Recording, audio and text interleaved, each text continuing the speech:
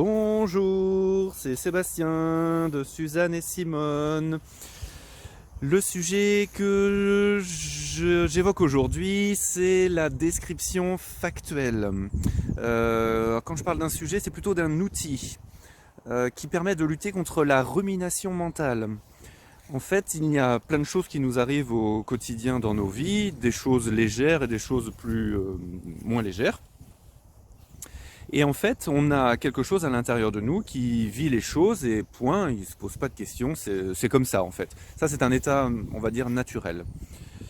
Sauf que notre conditionnement mental depuis notre naissance fait que aussitôt cet état qui vit les choses et point, c'est l'état animal en fait, ou l'état du bébé aussi, il se passe que le mental prend le relais, ça va hyper vite, c'est moins d'une seconde, et lui commence à ruminer.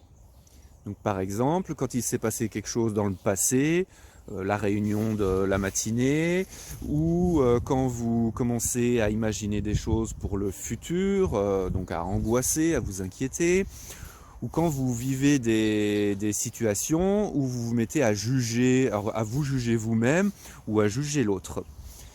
Je vais vous donner quelques exemples.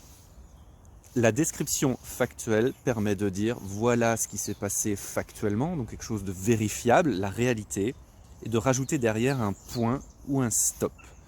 Par exemple, vous avez lancé votre lessive et vous mettez toujours de l'adoucissant, et cette fois-ci vous avez oublié. La description factuelle, c'est dire tiens, cette fois j'ai mis de la lessive et j'ai oublié l'adoucissant. Point. Et on aurait tendance souvent à rajouter quelle andouille, pourquoi cette fois j'ai oublié l'adoucissant. Et ça, on le fait quotidiennement sur plein de choses, vous pouvez transférer à des situations qui vous concernent.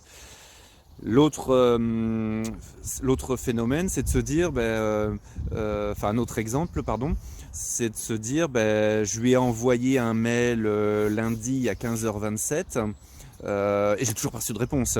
Qu'est-ce qu'il fait? Pourquoi il m'a pas encore répondu? C'est urgent et moi je m'inquiète. Ou autrement, ça peut être, mais ça se trouve c'est qu'il a pas envie de me répondre. Enfin voilà, tout le cheminement mental. Et la description factuelle, ça va être un exercice pour vous faire dire, j'ai envoyé mon mail lundi, on est jeudi et aujourd'hui je n'ai pas de réponse. Point. C'est que ça l'effet, il n'y a rien d'autre. Donc, je vous propose maintenant, à chaque délire mental, de tester cet outil de description factuelle. Et je vous dis à bientôt!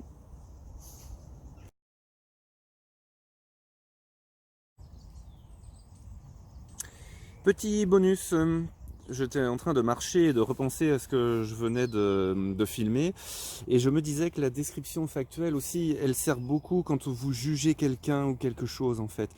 Vous êtes dans une file d'attente et quelqu'un grille une place par exemple et ça vous énerve, ça vous touche. Et en fait c'est de se dire mais par exemple la description factuelle c'est on est 20 dans une file et il y a quelqu'un qui est juste passé de la place 15 à la place 13 et en fait c'est tout. Et en fait il n'y a rien d'autre.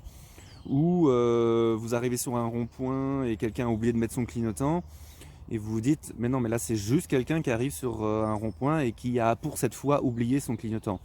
Point, il n'y a rien d'autre. Et je dis pas qu'il faut laisser tout faire, c'est pas ce que je dis, mais la description factuelle permet de prendre du recul et de ne pas laisser votre ego dire je suis meilleur que les autres, parce que c'est ça qu'il y a derrière. Quand vous jugez les autres, ça vous sert à vous dire je suis meilleur que les autres, et vous n'avez pas besoin de ça pour savoir que vous êtes aussi bien que les autres. Voilà, rebisous.